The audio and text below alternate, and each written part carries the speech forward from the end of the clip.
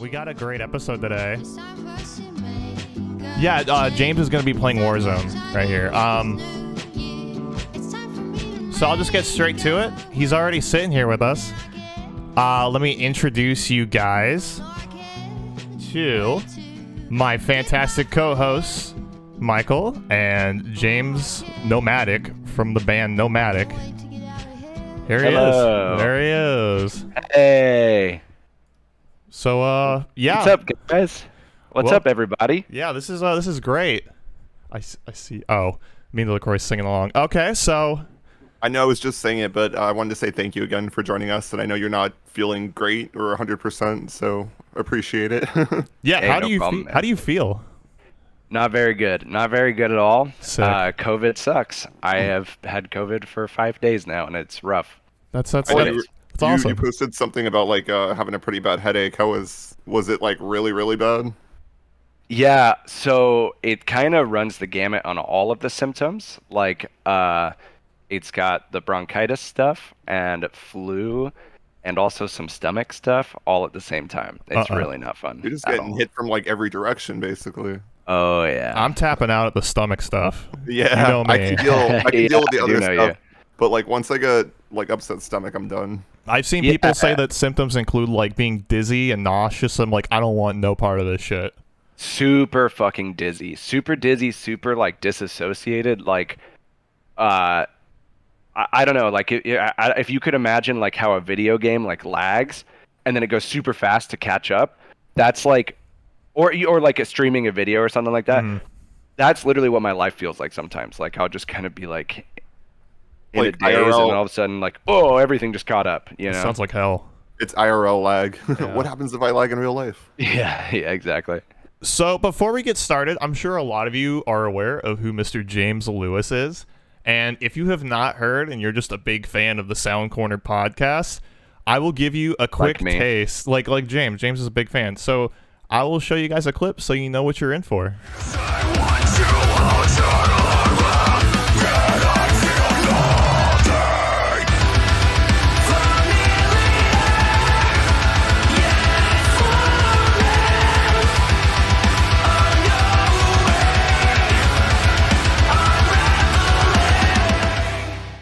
Oh, wow, that is good.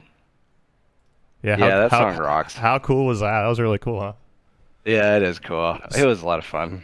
So, I miss kind of being in a band, I honestly. That was, well, I got good news for you. So that was off the most recent record from Tampa-based metal band NOMVDIC, Euphoria. RXC, what's up? What's up, man? Oh, Ricky. What's up, Ricky? What's up, Ricky? Great song. Great record. So we're a little behind on this, but I want to talk to you about Euphoria since time kind of froze for a few years there. Did you know ED is a symptom of COVID? I don't think that's COVID for you. Oh. I think I've had COVID for like 10 years, I think. I mean, not that I know. It's not. I don't know anything about that. I've heard about it. We still talking about COVID? What are we talking about? We're talking about Euphoria. I'd rather talk about COVID. So. Oh yeah. Bad ED. I don't remember if it was like when COVID started, but I remember at one point they were talking about how that was actually like a long-term effect of COVID was. No. Yeah. But at the time it was kind of like one of those things that just felt like this is like a little over the top. Like that can't really be true. This isn't real. Mine started before COVID. I don't know. So it was a pre-symptom. Yeah. It's a chronic symptom, yeah. So, Euphoria, right? We're still on this. Okay, so yeah. James and I have worked a lot together in the past few years, and when we first got together and started tracking music, the Horror EP was out, and I was constantly listening to it and spinning it, and was a really big fan of it, and you kept us updated on this next new record you were making called Euphoria, and that's all we knew about it. So I was constantly getting updates on it and hearing about it. And it was pretty massive on my end. I just want to know, how big was it for you on your end? It sounded like huge. Massive. You mean like as far as like scale of the time that it was taking, or just like conceptually? What do you mean? Just like coming together, and you were really excited about it, and you were talking big game on it, pretty big game.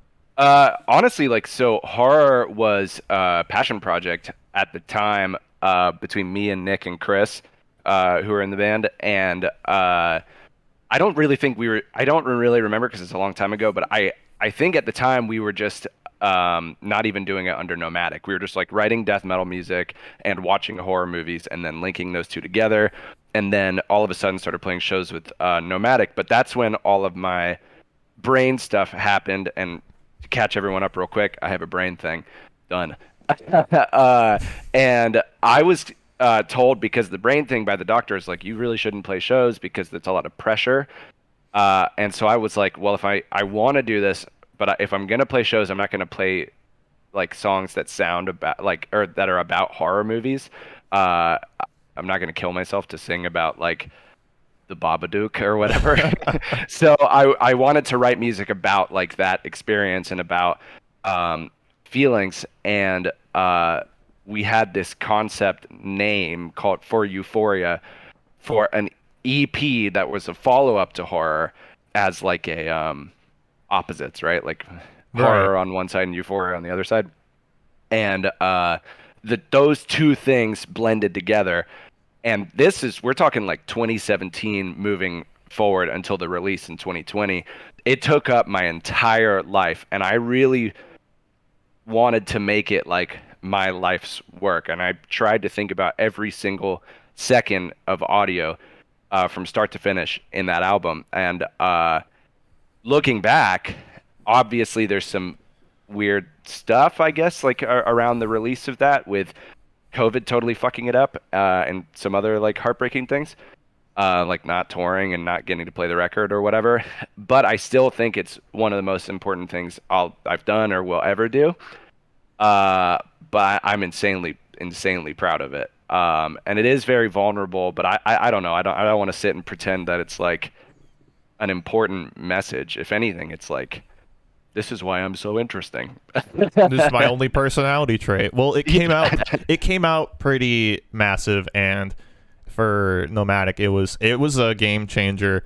And my actual follow-up question to that was, what was it like to just, this might be a little hard hitting, but what was it like to just have all that taken away by COVID? Yeah, man. What was that feeling? Oh, horrible, really horrible. Great. Next question. I don't know.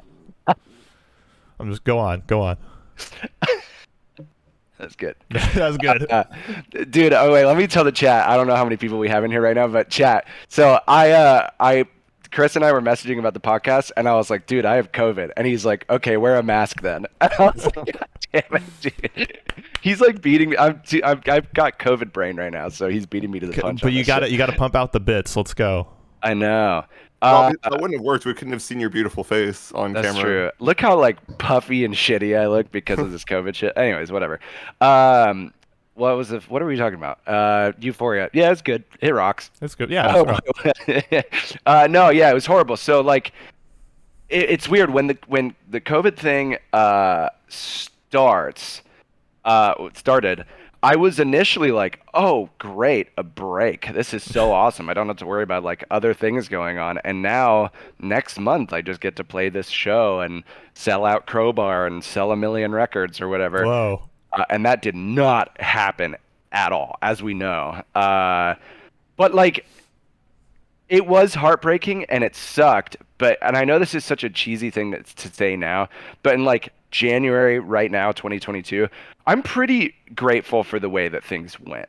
I'm not saying I wouldn't change it. Like, don't get me wrong, I would totally fucking change it. I would like have toured the country and gotten signed off of that record and all of this stuff, you know, whatever.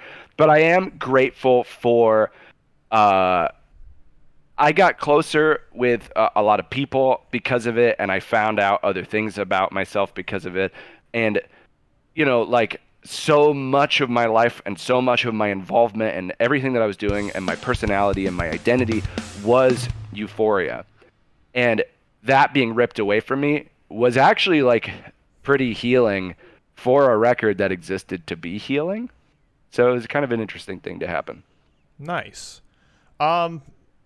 On the upside of things, I know you've got a release show planned for Euphoria coming up, and it's got to be exciting that now everybody's kind of got to spend like 2 years with that album and really knows the music, and I think it makes it that more like highly anticipated to like finally do the show for it.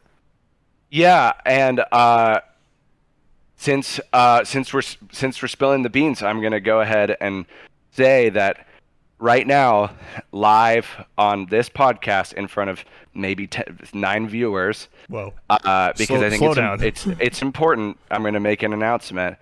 I spread COVID. You heard it here first, folks. I was the first person. It was him. Yo, B Metal, yo, Nemo host. Thank you for the follow. Welcome. Nemo's in here. That's good. What's up, Nemo? Yeah, that was me. That was I was the super spreader for COVID, and I'm not really ashamed of it. Be proud. No, be proud. I'm a little proud of it. Yeah, I think it's kind of cool. Wow, cool. Yeah, I think it's kind of cool. So you all have that to look forward to. Look out for NOMVDIC X COVID. It's gonna be great. Yeah. So what we're doing is we're doing a super spreader tour because he talked about the CD release show. We finally get to do it. We're calling it a super spreader event. We're hoping to pack it out, and we're hoping no masks, no vaccines. We're hoping that if you have COVID, you come, and if you don't have COVID, you come. This is what we want. We want 50% have COVID, 50% not have COVID. And then once those people who don't have COVID get COVID, we want you to attend more super spreader events. This is what we want, okay? So we're calling it Euphoria the Super Spreader. Okay? Yo, thank you for the 5 gifted subs, Kurt Cares. Oh, that's you're gonna have like a little venue, just get everybody crammed in as close together as possible. Exactly. So Crowbar capacity is about 320 people. I want to fit 14,000 people in there. And that's not possible. It's probably not possible, just speaking about volume. So I'm thinking it's going to be about 700, and we're just going to have to keep interchanging people. Okay? I want this COVID thing. I want to drag this out. I'm just being honest. I want it to drag out. I think this is going to be a start of something really big. This is kind of like... I'm kind of excited about it. This is kind of a big thing. This is going to be great. I've been reluctant to talk about it, but we're really going to bring super spreading to a new level next year. Wow. We're really excited, yeah. Wow, this is... I can't believe you announced that on our podcast. I'm really honored. I'm so humbled. I'm nervous, actually, right now. Yeah. Because it was me. I was the first. All along. That's crazy. I think we can just end the show there. I think that's all we needed to know. Have you guys heard of like degrees of separation? Yeah. So let me tell you how this crazy thing works. So I spread COVID, and loads of people got it. I think at least 100 people have it. And what happens is all those 100 people talk to about 100 other people, and that ends up coming back around, and then I got it. So you've heard it here live. There's 3 degrees of separation, because it's 1, and then 100, and then 100, and then me. You see what I'm saying? Yeah. Evan's pretty skeptical that you can get 700 people to a local show. Oh, tell him Trump's coming. He dropped another bomb live. Yeah. This is so cool. Oh my god. Yeah, so the Euphoria release show is going to be Trump. And dude, yeah, okay, honestly, the right way to answer what you said, Mike, is I think that Euphoria is good enough that it deserves this show, and it deserves like to be packed out and having people have fun. And like, I know that sounds shitty because I'm going to be the one performing, receiving the attention or whatever, but like trying to remove myself from it as much as possible. I think it's at least good enough that it deserves at least one show 2 years later where people are stoked on it. And I hope people are this stoked after 2 years, and they're coming and they're ready to sing all the fucking words. And I'll tell you what, man, we played a show in August in Orlando, and we played one song off the record, Euphoria, which is the title track, the first track. We closed with it live. And I was really nervous because we had never played that song before, and I was kind of like, I don't know if this song is going to go over well live. It's kind of like cocky and arena rocky. It's like do whatever, and it's got this really like anthemic big chorus, and that I don't even know if I can sing it, honestly. We played that chorus, and I'm shitting you not, man. The first time we ever played it live, I didn't have to sing any of the words. It was unbelievable having the crowd singing that shit back, dude. It Man, was they like really the best- saved your ass, huh? Yeah. And what I mean is I didn't have to do any work at all, so I'm just cashing that fucking paycheck. You know what I'm saying? Right on, brother. That's I mean, that's really honestly, sick, though. What a cool feeling. I mean, especially because you talked about how important the album is to you and how much it means to you. So having a bunch of people sing all those words back to you, that must be a really great feeling. It Sounds was unreal. fucking incredible. It was incredible. So I'm really hoping, like, I've got 4 great bands, like insane, awesome bands opening the show, and kind of my thought process going into it was to blend all of the like metallic elements of the record by separating those elements into each band. So I've got, can I say it? Yeah, say it. So Go I've ahead. got an amazing an amazing rapper opening. Wow. So I got like an amazing like melodic metal band, Chris's band, Clara Noctis, opening. Hello. And I think like Clara Noctis kind of nails it as far as the I don't know, like the drive, the passion of Euphoria that I was trying to achieve. Plus there's a hardcore band. Obviously there's some like hardcore influences, and then there is like a metalcore band, and there's metalcore influences, and then like a deathcore band. And I really think if you took all 4 of those and then blast beats, that's kind of Euphoria, you know. But I plan on playing the whole record, including Dead Oaks, the cover. I don't know how we're gonna pull it off, but we're gonna do it. And then I'm gonna have Gamby up for the Gamby song. And yeah, and I might do a horror medley for an encore. if we get one. Ooh, I like the sound of that. I had no idea that that was like your main idea behind the release show, or you just pulled that out of your ass. Is that you're bringing all these bands together to that kind of create the sound of Euphoria? But I absolutely love that, and that's I'm lying. I'm lying. show's over, guys. Go home. I'm just lying. That's all he does. He just lies. I just lie. He just lies. That's and I don't think we have to give away the release or the show date. You think you did actually already? April 19th, 18th. You already posted about that, 16th. right? It's all good. I don't You're think- on the show. I guess You I'm gonna miss should it. That's gonna be that's like right around your birthday too, Chris. Yeah, happy birthday to me. Oh, Chris, when's your birthday? April 16th, Okay, move on. 21st. Okay, so anyway, 21st. You guys, I guess you already covered this, but there is something really interesting about the whole contrast between horror and Euphoria. Yeah. You went over it. So, but that was my favorite thing about Euphoria is when you were showing me some of the tracks. You're like, it's just like it's really bright and it's you know, it's a little dreamy sounding, and I'm like, this is I already like the sound of this because horror is just nail on the head with all the theming of the song. So when you Interesting that you pointed out like the whole like the dreamy like sound of it. dreamy, And like this, I guess with like Clara Noctis too. I've seen like people say that Euphoria has kind of like not like shoegaze, but almost like a black gaze kind of sound to it too, which I Sure, kind of yeah. hear a little bit. Is that something that influenced you a little bit? Yeah, that's like always been something that I love. Like some of my favorite bands are Oathbreaker and Deaf Heaven and Kardashev.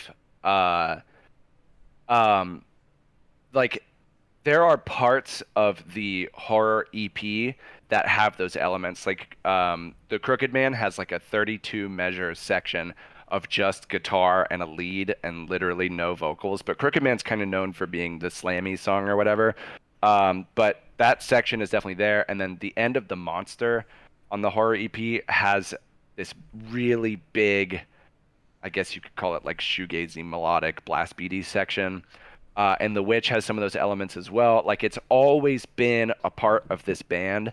And I just wanted to explore those elements more. And if anything, like the vision that I had for Euphoria before bringing it to Austin, who produced and mixed and mastered the record, it was a much different vision going in than it was coming out. Like I heard more of like a post-metal meets breakdowns and Deftones-y choruses meets death metal album. Uh, and Austin turned it into what it is today, for better or for worse. I think for better, but um, yeah. What are we talking about? Oh yeah, the contrast. So to me, when I think of like my vision going into Euphoria, I wanted to contrast themes, but to me, it's very much the same band, right? Like I think like, well, I was singing in the first record, I'm singing in the second record. Uh, Nexus was in between the two songs, and it literally sounds like a blend of the two, or the two albums. I mean, it sounds like a blend of the two albums. And I'm using the vocal style in Nexus that I use on Euphoria, and then Horror has breakdowns, Euphoria has breakdowns, Horror has blast beats, Euphoria has blast beats. So to me, it's the same band. But I'll tell you guys something funny that I think Chris you'll appreciate. I posted new art for the band yesterday on our Facebook and Instagrams, like a new symbol and a new cover photo. And one of the comments on Instagram was like, the dude was like, "Whoa, going dark again? Hell yeah, I miss those horror vibes." And two things went through my head. One, I was like, that's hilarious. But two, I was like, well, thanks for sticking around. You know, Yeah, like like sticking it out. yeah, I guess Euphoria maybe pissed you off, but now you're here ready for the new shit. And there is new shit. But I don't want to jump ahead to any questions Nah, that you may have. we'll save that. But We'll say I think that's like it's really it's a big thing with the metal community. I think is when fans have come to accept a certain sound from a band. Anytime there's like progression or like a change of sound, it doesn't necessarily always go over well. So it is cool Yeah. that like people like stuck with it. I mean honestly, I think the horror EP was like my first exposure to Nomadic. And I'd never heard any of like the studio versions. I actually was at a Nomadic show, and I think that was the first time I met you. Oh yeah. That was the first time I heard any of that music, and it was like, it's very unusual or like uncommon for me to go to a show and like have music like kind of resonate with me immediately, and it definitely did that, which was really cool. That's fucking awesome, man. Thank you so much. That's Yeah, sick. absolutely.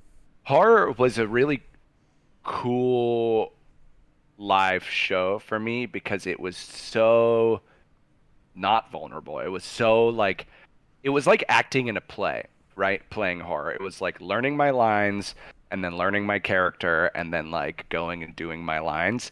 And there's like kind of a strength to that over like screaming about, something vulnerable or important.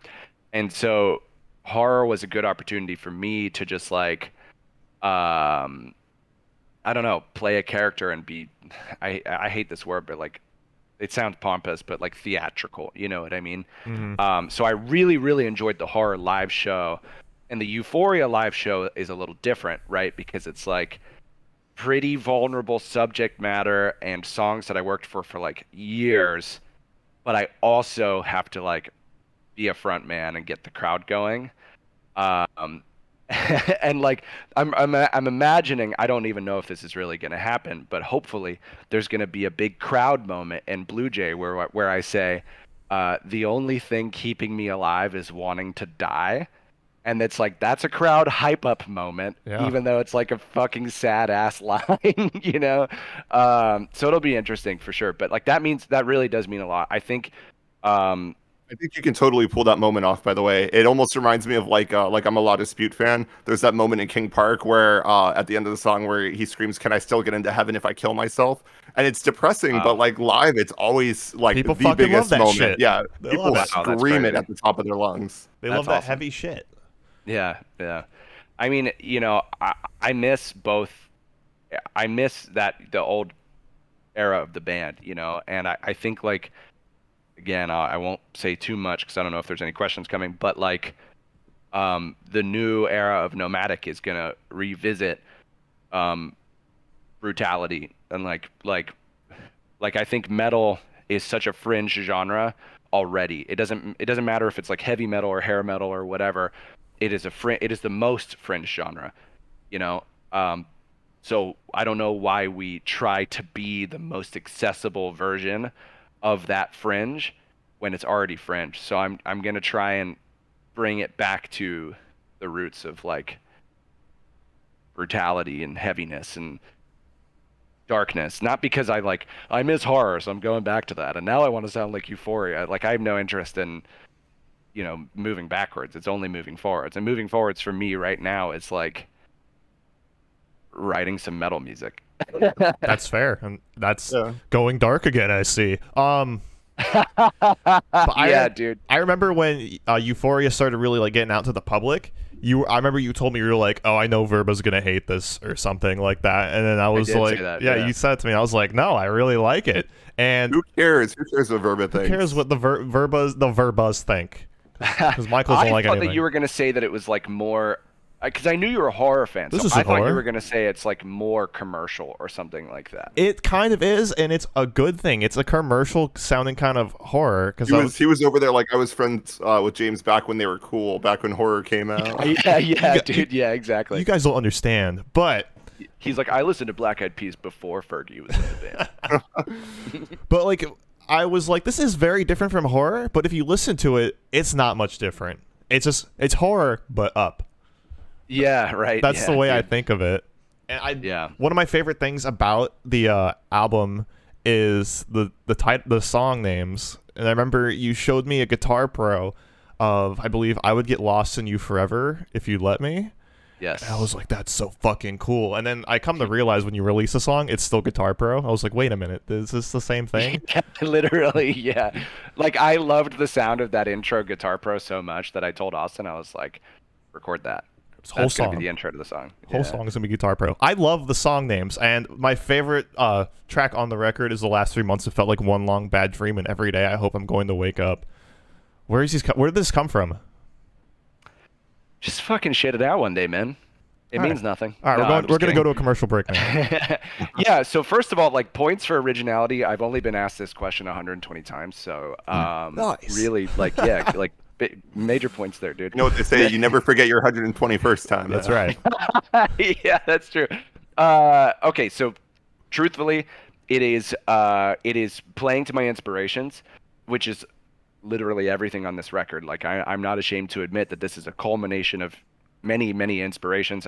I'm not trying to be original here. I'm trying to do my own thing, but pay tribute to the things that have affected me. Like that's 100% what I'm trying to do. And one of those things was there's a band, I don't know if you've heard of them, called Clown. Nope, nothing to do with clowns. Nope. A band called Cloud Kicker. They're like it's a one piece. It's literally one guy solo project, instrumental project, and he has a album, an EP called Subsume. All right, and Subsume has all long song titles. I'll give you an example of one. It's You Could Laugh Forever but Never End Up Happy. Deep.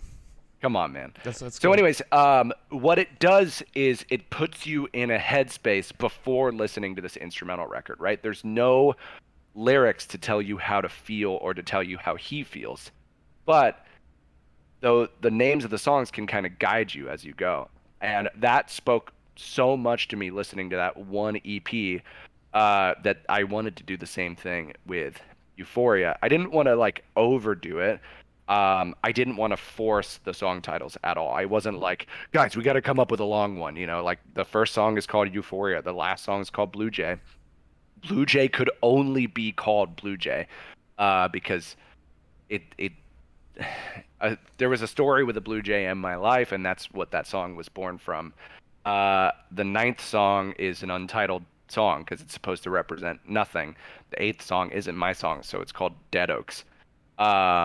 Legacy, you know what I mean? But the songs that do have long song titles are from things that I have said out loud, or one of them was a text that I sent a friend.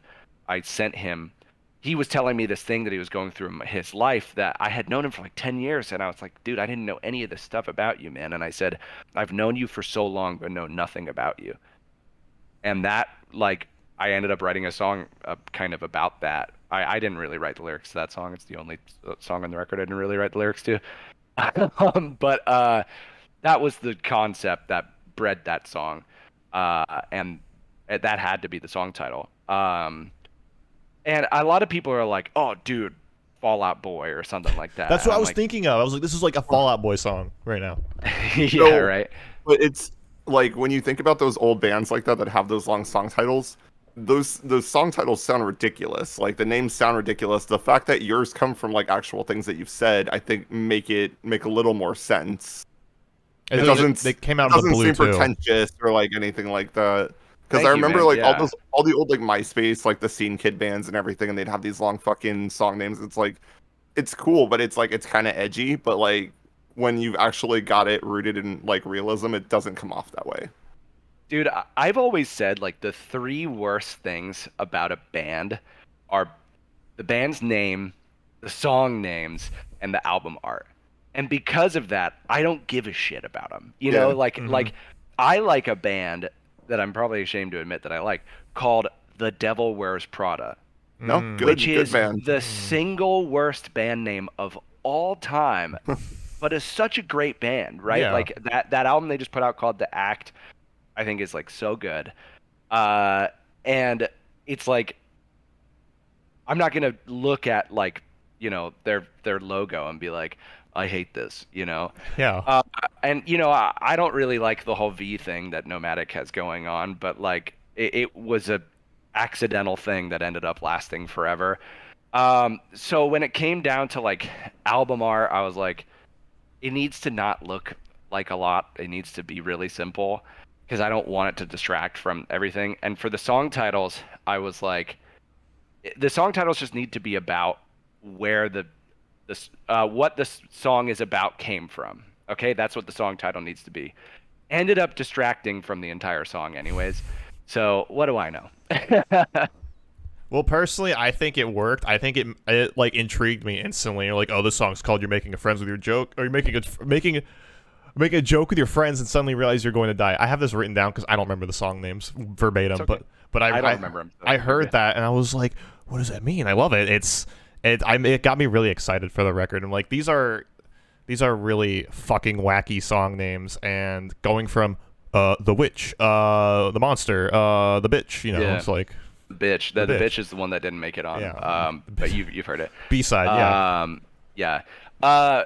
Dude, I mean, like, think about what you just said, right? You just said you're making a joke with your friends and suddenly you realize you're going to die. I'm Mike, I apologize I'm not talking to you about this because I barely know you, but like No, yeah, no, and that's why I figured that Chris would kind of lead the interview with this, and I just chime in every once in a James while. is leading it, to be honest. Yeah. well, I'm a leading man. But Chris, I know a lot of your mental health struggles, and I know that you and I relate on a lot of stuff. You and I have had similar like dissociative episodes, panic attacks, like vomit phobia and things like that. Like you and I I can also relate. have that. It runs Yeah. between both of us, for sure. Yeah. Big time. I big time have that. So that's why like getting queasy with COVID sucks. But anyways, so Chris, I know you can relate. Like I'm sure that you've had a moment in time where you have been in a group of friends and you're laughing and you're having a great time, and all of a sudden behind your eyes, just in your head somewhere, this shock feeling, like that feeling of when you have a nightmare that lasts for a second, hits you, and something is making you feel bad for having a good time because you're going to die. So why have a good time? That's happened to me before, and that's where that song came from. My death anxiety, it wasn't from like sitting around and being like, oh fuck, I'm gonna die. My death anxiety was like, wow, I'm having a great time right now. Why should I have a great time? I'm just gonna die. Yeah. And so like that's kind of what I was trying to get at with these songs, right? Like we could say that I Would Get Lost in You Forever If You'd Let Me is a love song, right? But it's not. It's about like I would make this moment last even a second longer if I could, because I'm loving this moment with you so much, right? It's not about sex or romantic love. I mean, it could be, but it's also about like a moment with anybody, that has an impact on you. And that's kind of what I was trying to do with these songs. Dysmorphia has the subtitle or whatever you call that, like the parenthetical title of "I'm So Sorry," because it's like I don't know. It's like it's about dysmorphia, but also I'm so sorry for being shitty as a result of these shitty insecurities, and I'm also so sorry to my body that I don't see you the way that I think you look, you know? Hmm. So yeah. Well, I've come to recently.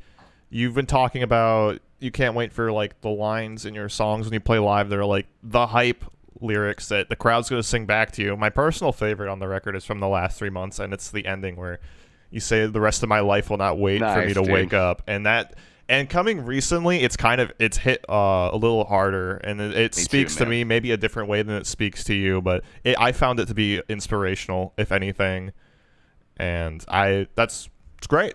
It's my favorite part Yeah. of the album, and I'm glad that we've got to talk about it. I'm going to push away from the Euphoria because we've spent a good amount of time on Euphoria, and it's been like 2 years, man. Get over it. So, um, Fuck you, dude. fuck you. So let's. Hey, fuck you. Hey. So I heard a little bit when I was last there recording our debut single from Clara Noctis entitled "Bright Night," out everywhere on all streaming platforms. Yeah, actually, shut up. I got to do an ad. No, it's your tune to do commercials. So go ahead. Oh wait, I'm out of focus because of that. Well, I guess we can't do the ad then. No, we'll do it later. Aha, sparkling water. Have you tried Aha? Well, so you showed me a little bit of what's next for Nomadic, and Wait, can I actually interrupt you though? Yeah, I do want to yeah. say, like, I know that you're interviewing me or whatever, but I have to tell you, thank you so much for bringing Clara to me. Like, I know I send you bullshit messages all the time, just being like, I can't stop listening to the song. Thank you. I feel like, man, I don't want to discount what I work on. Every single project I have, whether it's from Marco, who was in the chat, Mark and Will, who are in the chat, I've gotten so many clients, and I'm so lucky to work on every single one of them. But every once in a while, I get a project that like makes me go, "Oh my God, I am the luckiest person in existence." And Clara is so good. And having you guys in the sorry, I just saw Evan's comment while I'm trying to be serious. Having you guys in the studio and having you guys be just as excited as me and having like this matching energy and just like the music and why you're doing it, like, dude, thank you. Like, seriously, thank you. The project's incredible, and I feel so lucky to be able to work on it. I appreciate you saying that. The project would be not what it is without you. So your imprint on the band is super important, and that's why we're gonna. I wanted to say that. I actually wanted to commend both of you guys on that because I first heard the track I think when Chris showed me when he'd written it initially on like Mixcraft. So I've heard every step of it basically from when it was just like a first thought to like where it is now, and just seeing like the progress of it is really crazy. And I mean that shows a lot about you and like your ability to help kind of steer things in the right direction too, or introduce new ideas basically. Because That's awesome. It really did fit it very well. Thank you, man. I mean, dude, I like to think that I'm not trying to like blow myself up. If anything, I'm trying to blow Chris up and say like when Chris came to me with it, I was kind of like, oh, I know why he's bringing it to me, and I know the vision for this, and like it needs to be him coming to me, and it needs to be me working on this, and it needs to be us two, and it needs to be, you know, Jack and Connor and Maddie, and like for this one, you know what I'm saying? Like it was like, I don't know. It just, I appreciate what you said, but I also agree with you, right? But I don't agree with you from the perspective of, oh, I'm so amazing and I did this amazing thing.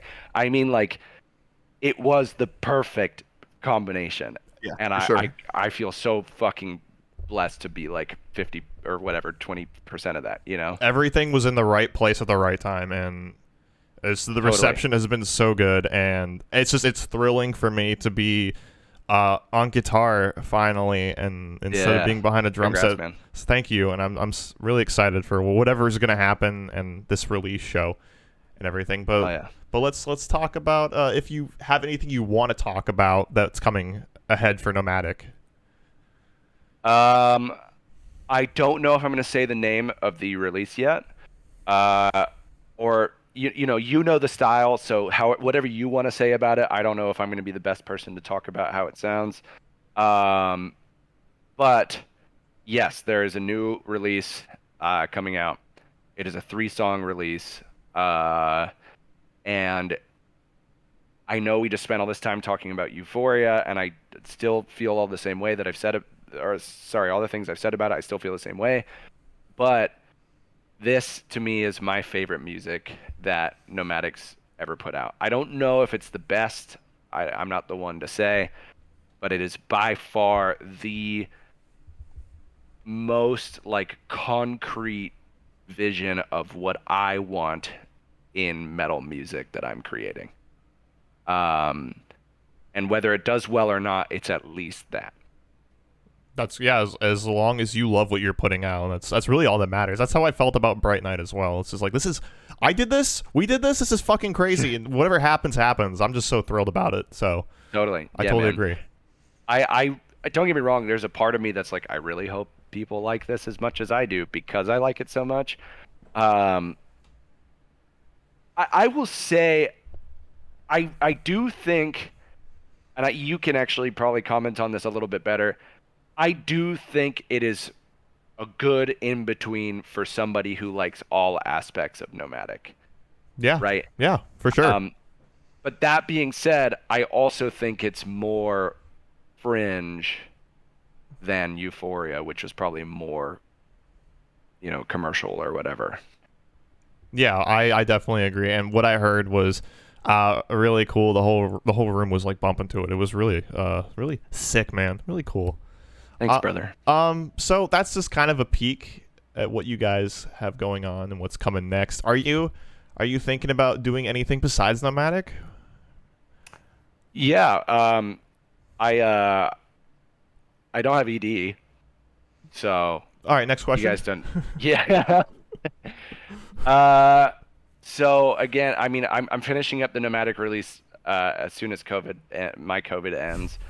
I'm consistently working on projects in the studio.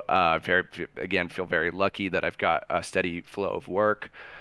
Just finished a great mix for a band called Endbringer a mix for a great band from Jacksonville called Endbringer. I'm also working for Tony Cartagena's new band called Don't Look, doing a couple I want to talk singles. about that real quick. You Yes. you just helped create that song, and you also did, I believe it's called It's Painful. Yeah. Mm-hmm. I want to commend you for tackling that kind of alternative emo style so well. Thank you, dude. It's like honestly more fun than metal, just being honest. Yeah, there's so much you can do with it, and you did really well with it, and yeah, it was cool. Thanks, man. Yeah. Hell yeah. I really love that It's Painful record a lot. Like Jared is the fucking best ever.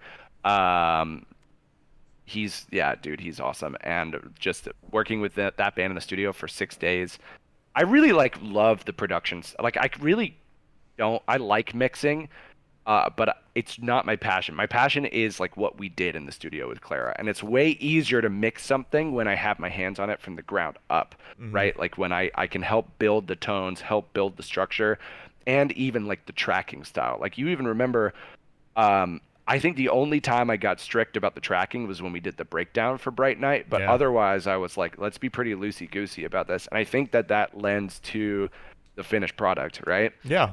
And that's how I like to be. Like, that's why I'm so grateful for It's Painful.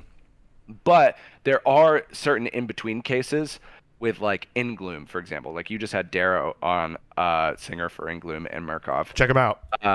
In Gloom, I didn't track at all, but they credit me for post-producing, which basically means they allowed me to come in, mute certain things, add certain things, change certain things in my mixing process. So I am pretty grateful for stuff like that as well. And then obviously talking about Darrow, Murkoff is another band where I'm really on the ground floor. Like I'm in there writing with them, where we've got like 6 or 13 songs of new material that we're sitting on right now. And yeah, I mean, like, that's my shit, man. I could do that for the rest of my life. Like mixing and mastering is cool. But production and tracking bands is so much fun. That's awesome, and I'm glad that you have like a really steady set of work going on. Or any like bands you have coming in that you're really looking forward to? Is that a dumb question? I don't know. Feels like it, but like what's on the schedule? So I try to look forward to everything, right? Like there's certain things that I get frustrated with, like, okay, so ODM Rot, they're a new deathcore band from Tampa or from like St. Pete. We have been working on their album for a year and a half now. We started at the start of the pandemic, and I love the guys, and that's the only cool thing about it being dragged out is I love hanging out with them. But like, they'll hit me up and be like, "Hey, we need to finish bass for song 6," and I'll be like, "Do we? I have no clue." Like I've probably worked on 15 bands since I last saw you guys. So that kind of stuff is like frustrating. But other than that, I really always get excited to spend time with people. So I've got their album finishing up hopefully soon. Then a band from Ocala called Eroding the Past. They're doing their 5 songs with me. That's gonna be fun. But really, the stuff I'm most excited for is all the new Murkoff material and Nice. honestly, Clara, like getting Clara back in. Can't wait. Yeah, me too. I think we may have talked about this a while ago, but like, do you have a future plan for Forerunner? Is there, my personal opinion, seeing Forerunner become into like a label would be really sweet. I think we've talked about this before. I would love to. The truth is, I don't know enough. Like, I would really love to do that. But is Hoagie Fest Blake? Yeah. Yeah. What's up, Blake? I'll send it to you. Maybe I won't send it to you. If you come over, I'll show it to you. Are we talking about Murkoff? Is that what we're talking about? Oh, Murkoff? You got to hit up those guys for that. Because Russo sent me, he sent me the new Bing Bong. Oh, you like it? Yeah, that was really tight. Mike's such a monster. He's so good at what he does. Yeah, I for sure. love my favorite part about Mike is he lets me like beat the crap out of him in the studio. He lets me be like, do it again, do it again, do it again, again. Dude, we'll layer 5 vocals on just one line just to make it heavy, and I really resent. Oh man, we're gonna talk about a lot here. Hopefully, we only have like 6 viewers, but I really resent like the modern heavy music right now. Like I don't like, and I know a lot of like deathcore fans are gonna be like, James, you're an asshole, but like I really don't like this like guttural vocal thing that's in right now, and the snorting and the grinding and all that stuff. No. That's not heavy to me, like at all. Like being quiet and singing brutal metal is like, what are you doing, dude? Like that's fucking lame. Like I like heavy, loud vocals, and I'm happy that Mike has his outlet for like the really guttural stuff and with Ingloom. But with Murkoff, I'm driving home heaviness and brutality. And I'm not saying this to insult Mike at all. I think Mike's a great looking guy, but he's a 300-pound mammoth, right? Yeah. Like he is 300 pounds, and he's built, and he's got arms that are this big and legs that are this big. Why would I have him doing some, very quiet vocal in the studio? I want him to sound on paper how he comes across on stage. Yeah, he just like he's Dirty Mike for a reason. He's just Right. built for showcasing what he can do, and he can do a lot. He's got so much that he can do.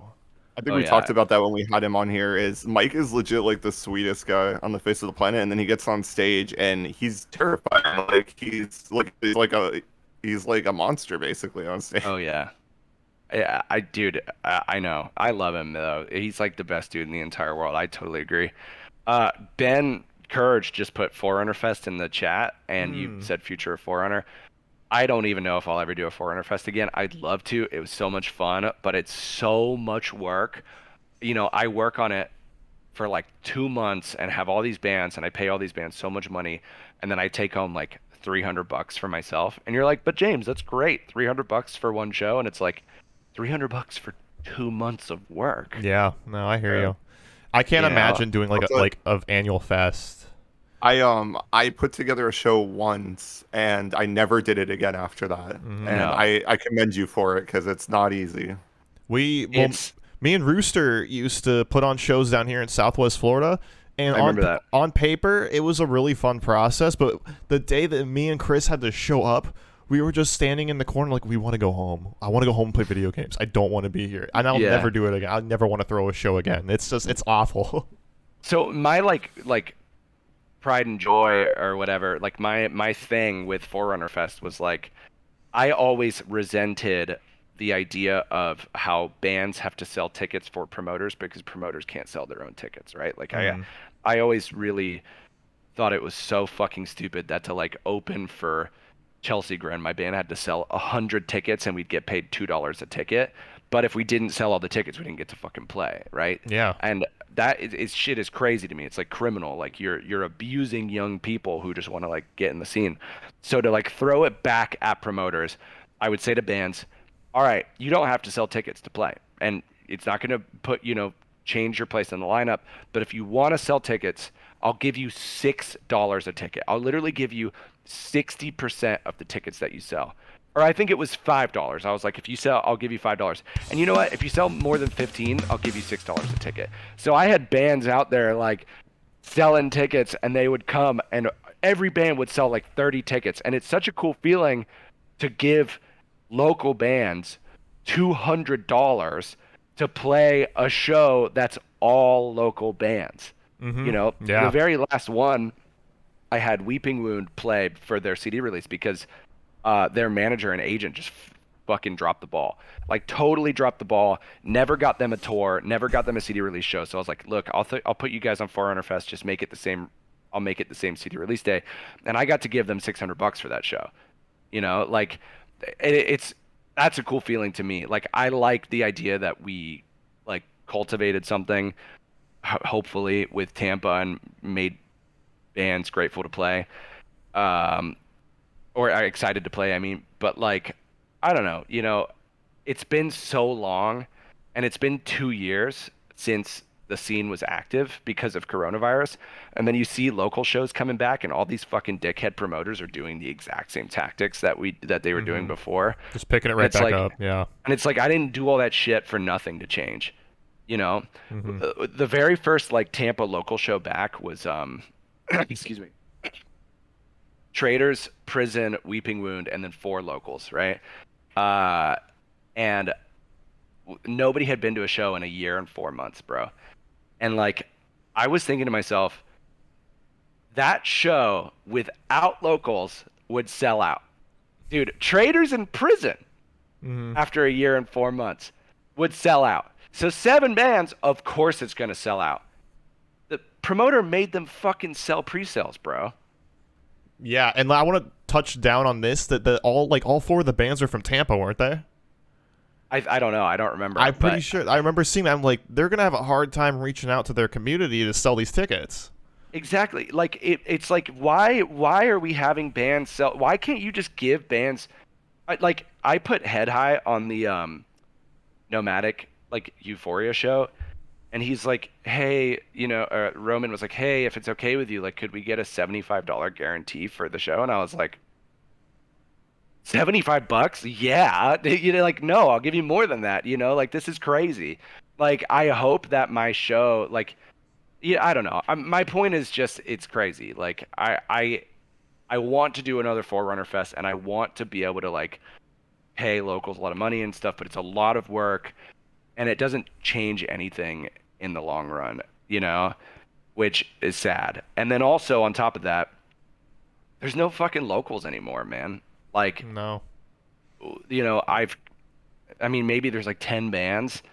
It's just sad. Oh, but as far as starting a label, I'd love to, bro. I just don't know enough. And I really want to produce for the rest of my life, you know? I respect that. I also have always like looked at articles about how to start your own record label, just because I'm so fascinated with the business side of music now too, and I like being around you is what made me kind of like you and Michael both, because Michael is literally constantly writing music, and being around you, watching you work in like your DAW, it made me like really want to get into it myself. And obviously there's a lot to learn, but I'm just so much more fascinated with all that stuff now, and like putting out, you know, like bands releasing stuff and like, oh, this band's putting out a merch drop. What's their tactic for that and all that shit? I'm so fascinated by it now. So I see you got like a great roster of bands you've always been working with. It'd be really cool for you to set something up like that. But obviously, it is a lot to like break into. Dude, I tried it in the past, and I would like work with bands, and I'd be like, "Yo, I'll get your merch figured out for you. I'll get your CDs figured out. I'll upload your music," and then I would ask them for like $50 or something, and then people would be like, "James is scamming us for money," and I'd be like, "All right, okay, whatever, man." It's like, I just need to make some money. I have bills. I got bills, and I love doing this. The official Gamby says hi. Welcome, Gamby. Gamby, what's up? I should look at this chat, actually. There's a lot going on. I'm really glad that everyone's here checking it out. Oh, did B Metal say who they were? I forget. I never looked at the chat. James is my producer, and he always will be. James is my president. Hell yeah. B Metal. I think that's Marco. Who's NBK Fire? Benny G? Wait, which Benny G? Ben Green? Love you, Gamby. We're excited to have you on the 16th, April 16th, Gamby. Gamby, like, are you better from COVID? Because I'm not. But yeah. Sorry for starting COVID, by the way. That was. You know what? Don't worry about it. Water under the bridge, you know. Yeah. Yeah. It's like, who cares?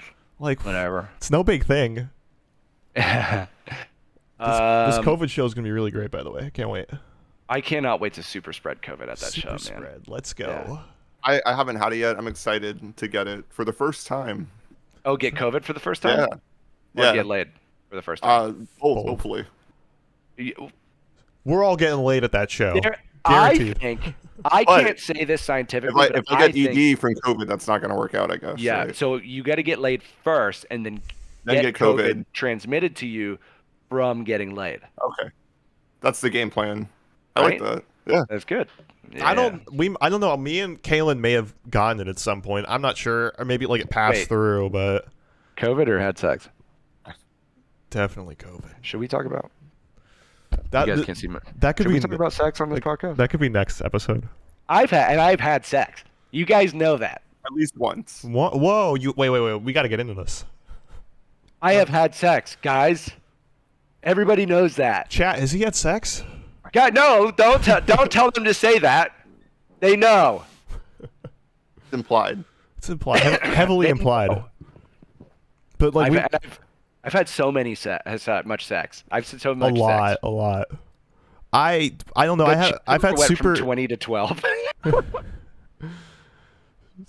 It's all gone. I've had super anxiety about COVID, so I'm not sure. I've had it for the entire 2 years, actually, just nonstop. But I don't know if it just passed through or something. But you have what's called long COVID. It's a made up thing that doesn't exist. Oh, that's right. And you have ED, so. Don't. I don't do that in confidence, dude. on the podcast, you told me. Oh, this is. Yeah, big time. Dude, I told you about the whole super spreader thing. Oh my god. Yeah, I think James thought we were all muted still at that point. I thought this was just a private conversation. No. There's a couple people watching. Oh, everybody, I was kidding. It's a concert. It's not a super spreader. Guys, get out of here. Everyone leave. I think James has legitimately started the sentence with "once I was having sex" and. Oh, definitely. I have a lot of sex. Plug in your own scenario. You guys believe me, right? What was the ending to that sentence? Yeah, what happened? I'll tell you. Once I was having sex and I started COVID. Whoa. Now that's a sex story.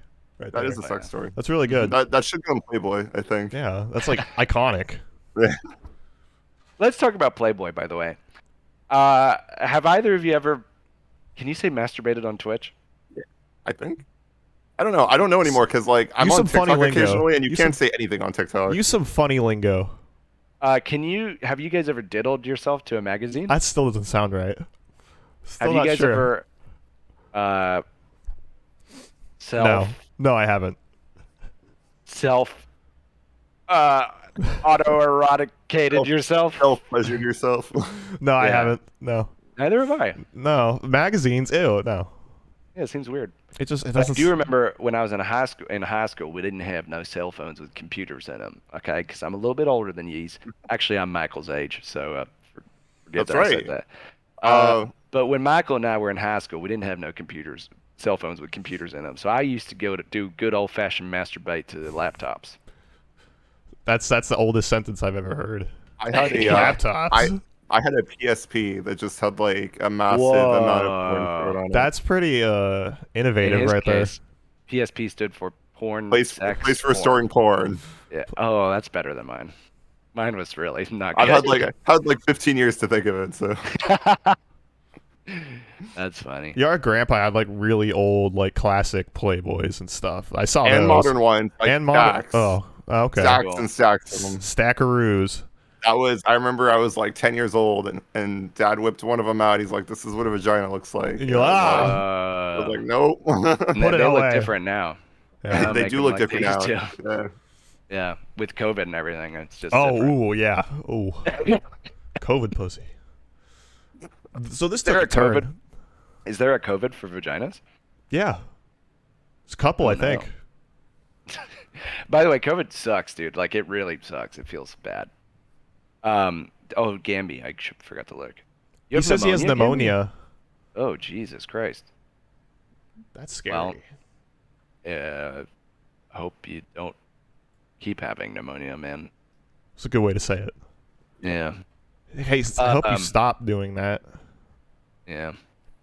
I hope that your page gets big, dude. Thanks. Yeah. That wasn't real well put together, was it?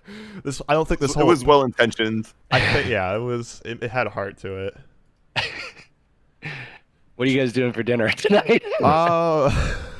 Nothing. I had some pasta. Hokey Fest says to chug NyQuil, James, to feel better. Chug got a good NyQuil. one. I'm Why don't straight we, edge, bro. Why don't we talk about James's favorite releases of 2021? Yeah, yeah, I saw your dude. list. Let's go over Easy. it. Let's touch yeah, it. Yeah.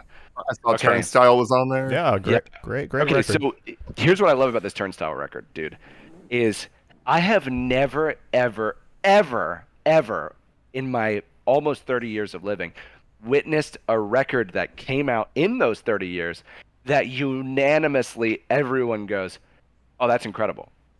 Yeah. And I mean people from every background. I don't just mean like hardcore kids or metal kids or whatever. You know, cool people like me have been listening to Turnstile for a long time. Just kidding, by the way. But like normies and people who aren't into like alternative music like Turnstile, and we're seeing that by them being on Seth Meyers, and now they're on NPR Tiny Desk, dude. Really? I could not be happier. Dude, they literally have a Tiny Desk that came out today. Oh I'll shit! check it out. Did you I have watch to the admit- movie for TLC that they made, like the It's 15-minute movie? so well done. Yeah, I it did. looks It great. is Really cool. so good. I only know about it because of Evan, actually, who's in the chat. But dude, that record rocks. Even the subtle moments, like in that song "Alien Love Call." Oh, I love. That's where my they favorite over- track. Yeah. Oh, me too.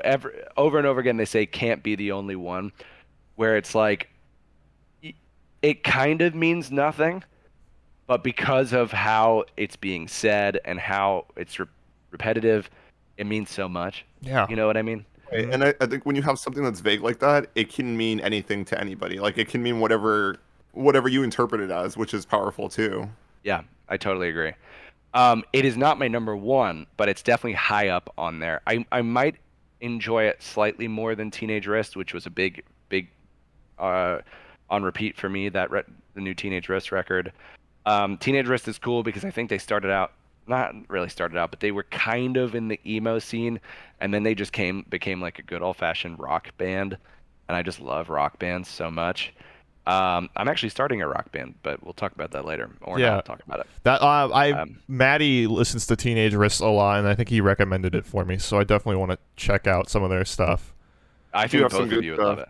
I haven't heard the newest album, but I heard one of their releases, I think like 2 or 3 years ago, and it was It's pretty so good.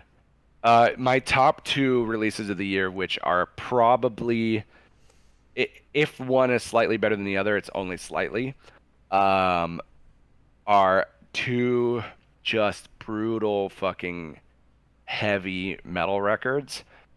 And I think I said in my post, like this last year made me fall in love with extreme metal again.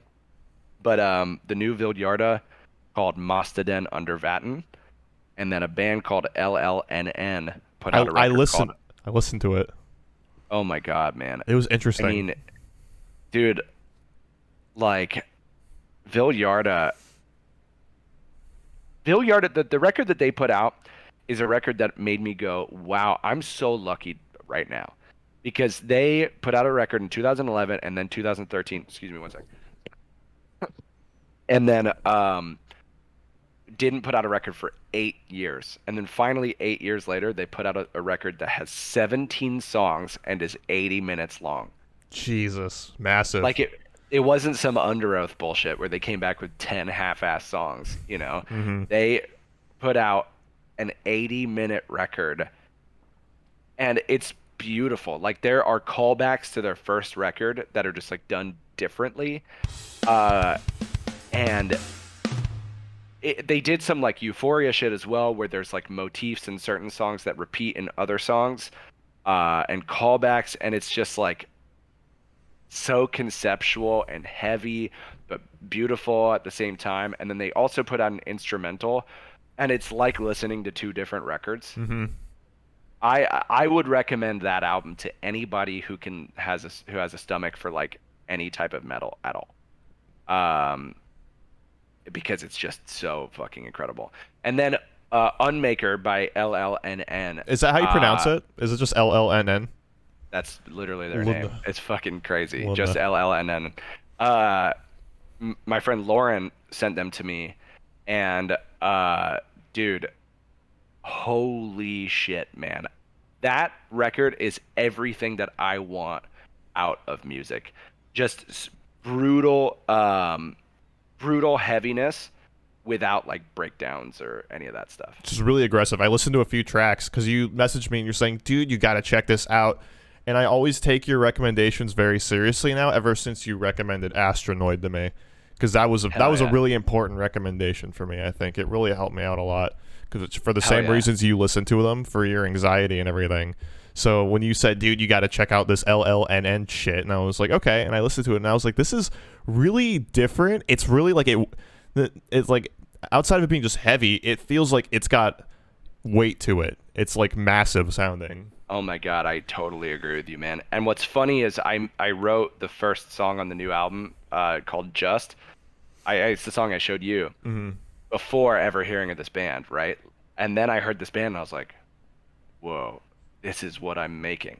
You know, I was like, it's the same thing. I just love this band. I mean, they are, I think, a testament to the brutal heaviness that like metal is intrinsically, you know? Without any of the frills of like really stupid sounding vocals. Gimmicky stuff. It's not gimmicky, right? Yeah. Like the vocalist does the same thing the entire time, and he doesn't even sound that great. Like he's just like screeching his fucking head off. And then the guitars, he's playing like a 6-string BC Rich Warlock or something that he puts a pedal on to make it sound freaking nasty. Yeah. You know, and then they have a synth player. They're a 4-piece band, and it's synth, guitar and vocals, bass and drums. I Like, love what when a the cool guitarist is, or like the vocalist is screaming but also playing guitar. I know. love that. You don't see it a So lot sick. anymore. So sick. That band like changed. Both of those records made me go, oh, metal rocks. You know? I definitely plan on listening to more of both of those records in the future here. There's some drama going in the chat. There is. So why does James keep coughing? Is he sick or something? Yeah, he's sick as fuck. Yeah, I got some gonorrhea. It doesn't matter. It's not a thing. It doesn't matter. He's epic. He's very epic. And, yeah. Got that Rona. He's had it for a couple weeks. I got exposed on the 29th. Got symptomatic on the 1st. So it's been about 4 days. But thank you, Angie. That was very sweet of you to answer the question. What is Rona? Rona is a local Tampa band. They're like an indie type. They're good. They're really good. Rona's a really real love all band. those guys. Rona is a real band. They really are a real band. They're Jack really good band. Jack's good friends with them actually. So he was like, really? "Bro, you gotta check out Rona." I was like, "I've heard of it. It's all over the place." But It's all they're over. great. if you're watching the news, come on. What is Rona? COVID, LOL. No idea what COVID is. The virus that crippled most of the world for practically a year and a half. Again, I apologize. The virus that James spread. This is my fault, and I half feel bad, half don't. I'm half proud of it because it's kind of cool. All right. It's cool. And again, it's really if you cool. want, you can attend my super spreader event in April. Okay. Yes, he's sick. Oh, okay. Evan, damn right, James is fucking sick. Sick as fuck and hot. Can't forget hot. How do you think COVID spread? Just like that. What? You think I'm hot?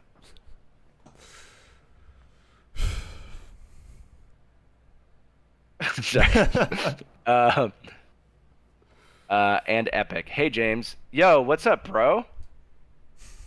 Sorry about the guitar, but thanks for flying down from Connecticut to the show. What happened to the That guitar? Well, look, UPS sucks. Oh, I shipped a heard. guitar, and then UPS lost it, and then Reverb was like, now you got to pay for the guitar. And I was like, no, I don't. UPS lost it with your shipping label, you fucker. Yikes. But then he didn't care, and he flew down from fucking Connecticut anyway, so that was pretty cool. Oh, that's awesome. This was for the Central Metal Fest or whatever?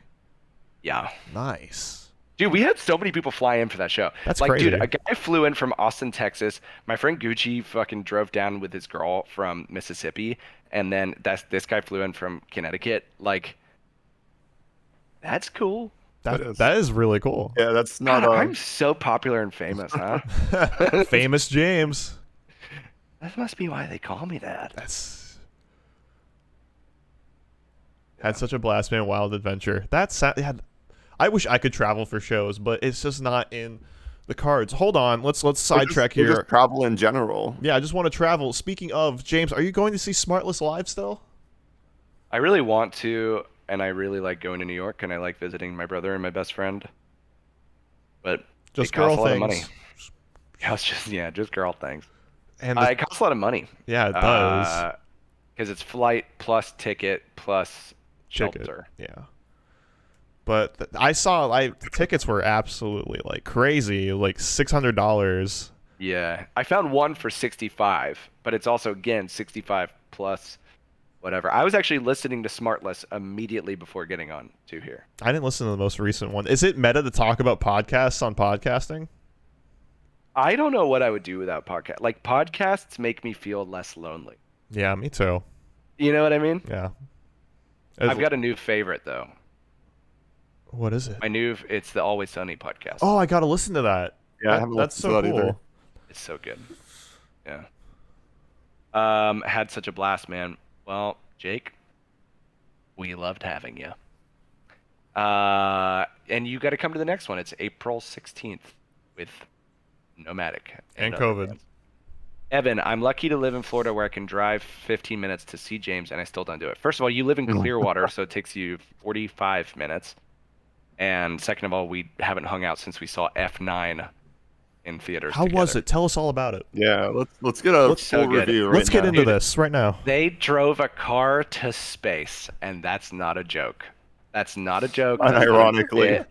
Oh, and then also Can you imagine they were writing that in the script and they were like, "Yeah, this is gonna look great on screen." This is gonna be amazing. somehow that's not the most ridiculous part. Not only did they drive a car to space, but then they got lost in space. Fine. Classic. But then they got found in space.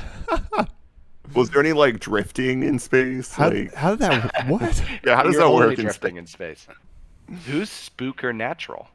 That's Sierra. That is Sierra, yeah. Hey, Sierra. Welcome to the podcast. Welcome. We're gonna be talking about podcasts on the podcast. Did you listen to Quentin Tarantino on Conan?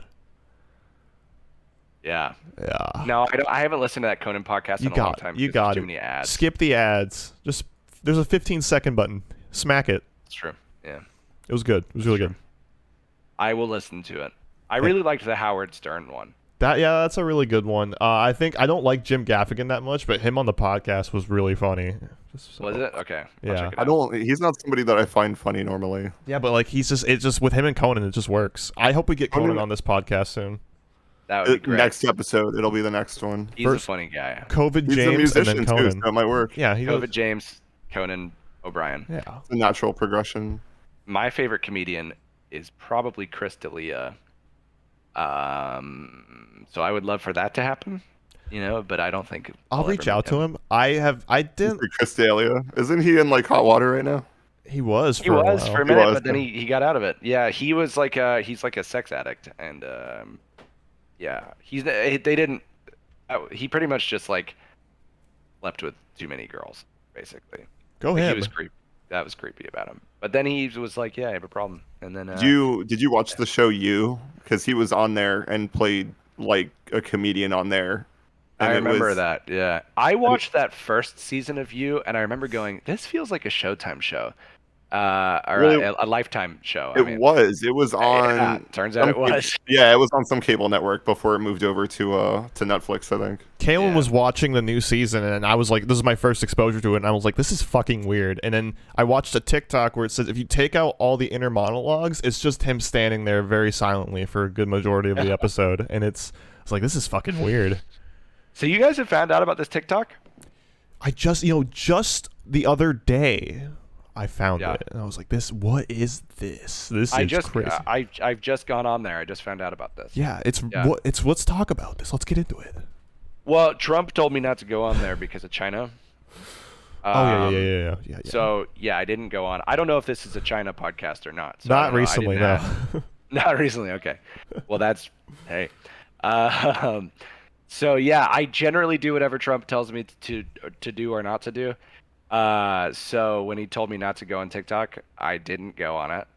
And then I did finally. Just kidding. I don't do what Trump says to do, and I've been on TikTok for a long time. Same. Yeah, me too. Yeah, I get a lot of farting on my TikTok, and I really love that. You're It's on really fart. funny. You're on Fart Talk then. Fart talk. Yeah, I'm on Fart Talk. I think it's borderline a fart fetish now. I found this TikToker. It's like, when you find stuff that's made specifically for you and you go, probably no one thinks this is as funny as I think it is. But it's a guy named Devin Reacts 69. And this is probably meta to talk about TikTok. But, okay, dude. Oh my fucking God, I can't. Talking about it makes me laugh. His format, okay, is he stitches with another TikTok and he watches it and then he comments on it like, oh man, this would be better if only it had this thing. And then all of a sudden another stitch of him interrupts the stitch and he starts doing the thing that he said it was missing. And he goes, oh. And then he starts singing over it. That's literally what it is. And it's so fucking stupid. But he sings songs from the radio. I'm not describing it well. It is so fucking stupid. It sounds kind of genius, though. Yeah. It's incredible. He's like, man, if only this had a beat. And then he'll come in and he'll be like, beat, beat, beat, beat. And then he'll start singing in this ridiculous falsetto. I'll send it to you. He's so good. Send me the TikTok. Yeah. There is a lot of cool musical stuff on TikTok, which is one thing that I like about it a lot. Like, for instance, the other day, there's this guy, I don't know how I came across him. He just popped up on my For You page. Just a dude singing, ghetto versions of, emo songs, like Sugar We're Going Down and stuff like that. Okay. And it's just, him screaming, but, he's changing the lyrics and everything, and it's completely ridiculous. But, I That's respect amazing. That's like I the love apple it. bottom jeans Beach Boys thing that's going around. That came up on my TikTok, and I was like, this is really good. But it's all cats and farts for me, so... There are two things about TikTok that make me cringe. It makes my eyes roll down the street, and it's the lip syncing stuff is so cringy to me, and then the vocal stuff, like the screaming vocal stuff, is so cringy to me. Oh, people there's people doing screaming on... That dude who screams in his car, who's really popular. Yeah. I mean, there's probably... Oh, look at Angie, calling me out in the chat saying he has 3 million followers. There's 3 million people who feel the same way as you. I'm telling you, he's so fucking funny. Go watch his videos right now. He's unreal funny. He doesn't need my promotion. I'm not promoting him, but he is so funny. All right, see you guys later. Magnolia Park. I've actually come across Magnolia Park on TikTok quite a few times recently. Evan as was well. the videographer for a good majority of their songs as well. And so congrats on your videos, like reaching some big heights. All right, back to James. This is about James. Yeah. Congrats on Only Evan's success. Only Evans. Who else in the chat did something cool recently? Anyone? Yeah, What's as going far as Magnolia Park goes, congrats on Only Evan's success. Only Evan and congrats on Magnolia Park for getting signed to Warner Brothers. No. No. As far as Magnolia Park goes, congrats on Only Evan's success. Yeah, congrats, Evan. Good job. Because TikTok ain't talent. The rap pop punk handle. I don't know. I'll have to look it up. They have a song. Oh, we got to talk about that one song. Very good. I forgot what it's called. I just said that on a podcast. Hold on, everyone, shut up. I gotta find it. Oh man, that was so long ago. And this is it's really good for the health of a podcast when you tell everyone to shut up. Everyone, just shut up. We're browsing TikTok. Shut up. Desperate. That's what it's called. Good song. So anyway, I'm gonna thing is really running its course, isn't it, for you? Scrolling through TikTok. Well, actually, I'm out of questions, but the bits in the banner are really good. But I haven't gotten any questions from Michael.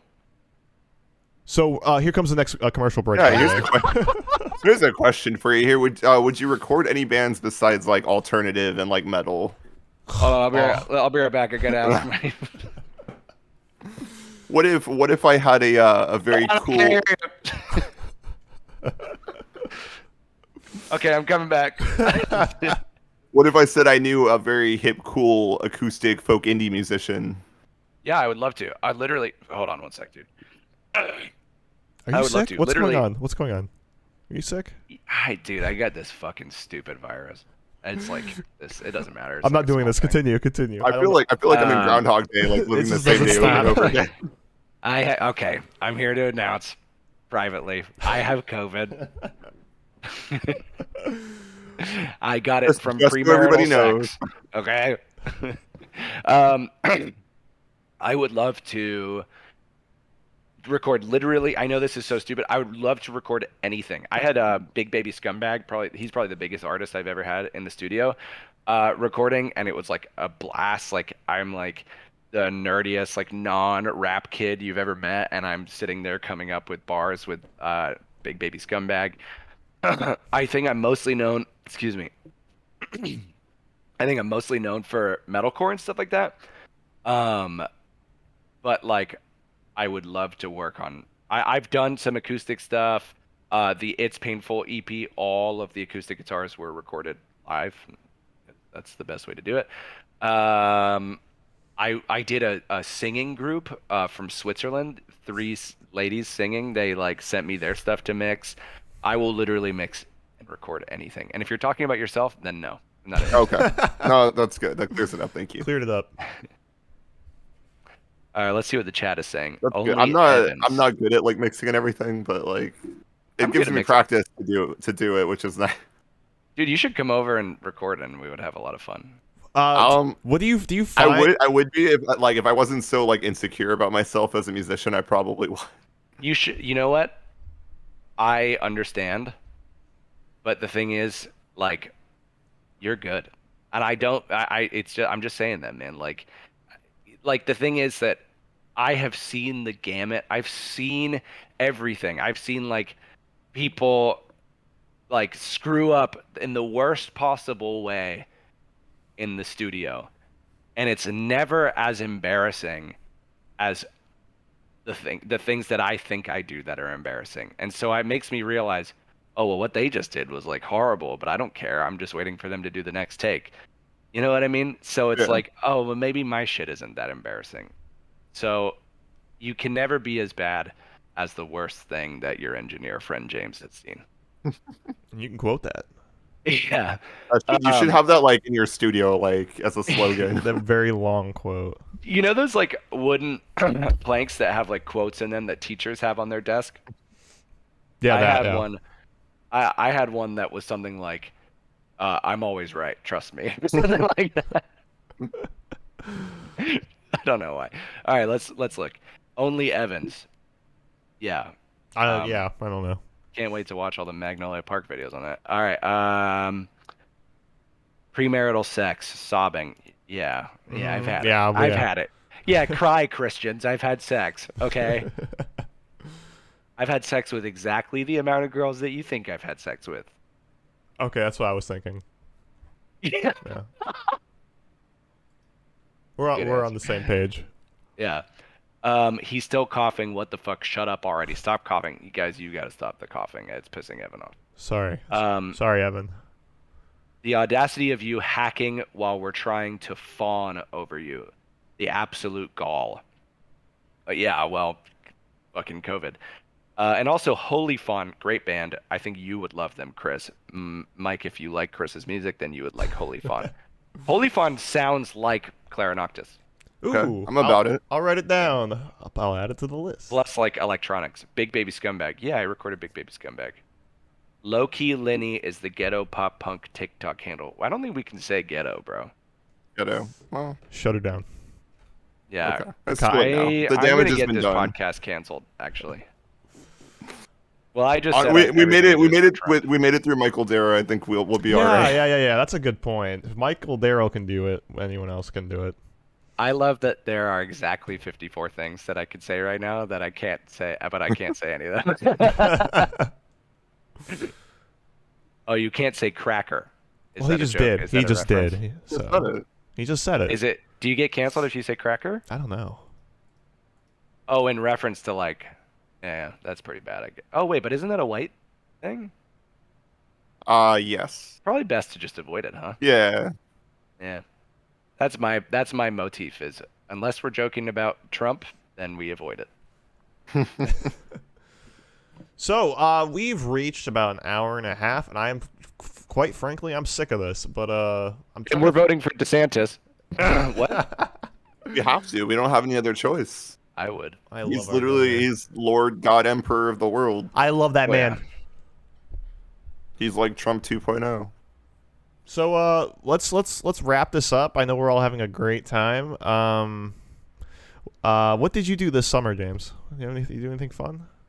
What did I do this summer? Fucking 6 months ago? Yeah. I don't know. How was your Christmas? How was it? This is the worst podcast ever. We're gonna make it the worst podcast ever. What did I do for Christmas? Fucking spent time with family, man. What'd you do? Unfortunately, the same thing. That. Some of it. Some of it. We hung out. You guys look like you guys know each other's family. We've met. We've met. They're okay. Oh, here's a good question. Who likes who? The quantity of which you like each other, which of that is higher between the two of you? I'm so lost. Okay, does Chris like Mike more, or does Michael like Chris more? We hold each other in very, very high regards, I think. But there's one that's got to be higher. I don't know. All right, so I'll go ahead and say it. I probably hold him to a higher regard than he does me. That makes sense because you're older. I get it. Yeah, and honestly, and I've said this before, Chris in a lot of ways is kind of just like a better, more improved version of myself. Cracker. Chris is like what if I was social or if I was funny, if I was talented musically, I would be Chris. I think, wow, that's such a kind thing to say about your brother. You Chris, can't see the tears. You can't see the tears right now. Sounds sarcastic. He's being an asshole. The reason I am like this is because of you. Because I wanted to be like you. So I paved the way. He learned talking to me, right? He learned from my mistakes. You were talking about me, right? Yeah. So James, you've been the best brother ever. Michael, good to have you on the podcast. Yeah. There's one thing I want to say to end this podcast, and this is it. And I seriously mean this from the bottom of my heart, and this goes out to any of the 20 viewers that we've had and to you two. You're welcome. Yeah. What a note to end it on. You're welcome. That sums it up, I think. That should have been the title of this podcast. It should have just been James Lewis, and You're welcome. You're welcome. You're welcome. Well, it sounds like a stand-up comedy show title. When is your stand-up coming out, James? Oh, I would be so bad at it because I would think everything I'm saying is so funny and nobody else would think it's funny. I think we're all having a pretty good time actually, here. I want to leave you guys with a little bit of a joke here. Oh, no. And then we'll end the podcast. All right, so... And then the family sorry. therapy. It did. All right, this is 19 people. Stay here. Stay. This is important. This is really, really fucking important. Okay.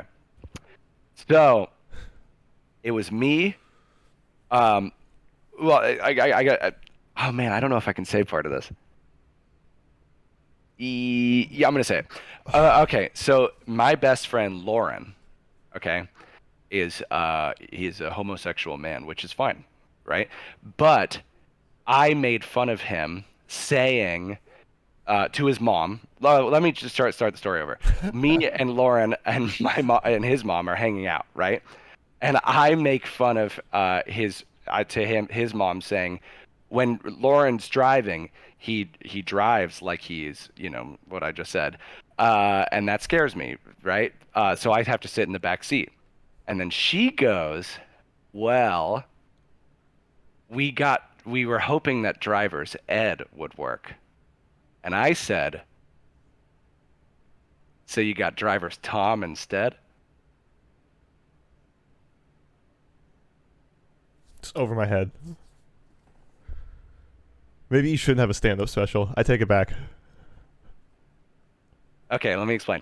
So, Ed is a name, right? It's a first name. Oh, and so driver's ed didn't work, right? So you got driver's Tom, you got a different guy.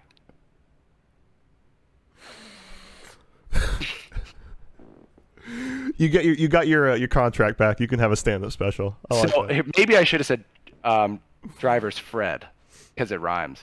Yeah. Or I could have said driver's Bob because Bob is a little funnier, huh? I feel like I'm watching. I think you should leave. That is a pretty. I like that show. I just watched the viewer count decline.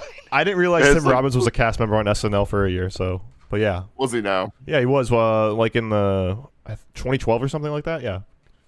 By the way, I don't think it's funny to say that somebody drives, like they are homosexual. I think we should talk about this after the podcast. Yeah. No. In the context of her son driving, I would never make that joke in any other context. Commercial break and then we're done. All right, now.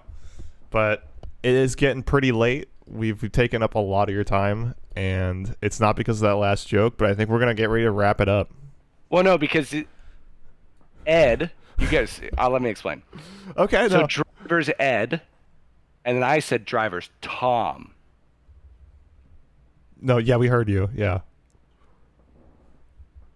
So there's a bunch of one-syllable names, right? There's like James is one of them. I could have said driver's James. Now that would have been funny. Yeah, it could have been funny. Yeah. Driver Chris. How about that? No, that's not funny, dude. No. That's not funny. Okay. So what do you guys say? Should we just like put an end to this? Because he just keeps going with it. Okay. Put it out of its misery. Yeah, just put it out of its misery. Driver's Ed, like Edward, and I said Tom, like Thomas. Yeah. Yeah. I don't think you guys get it, man. No, I get it. I don't think you guys get your the joke, your man. Netflix contract has been canceled. You're not getting a stand-up special anymore. So driver's Ed. Sweet Muffin still don't and get it. Yeah, I know. driver's Tom. I look like the lady math meme. All right, guys. I'll see you later. No, but for real, James, thank you for doing this. You were such a great podcast guest up until the end there. Up until the closing stretch. Yeah, up until this we had a good run. It was real solid. This is just brutal at this point.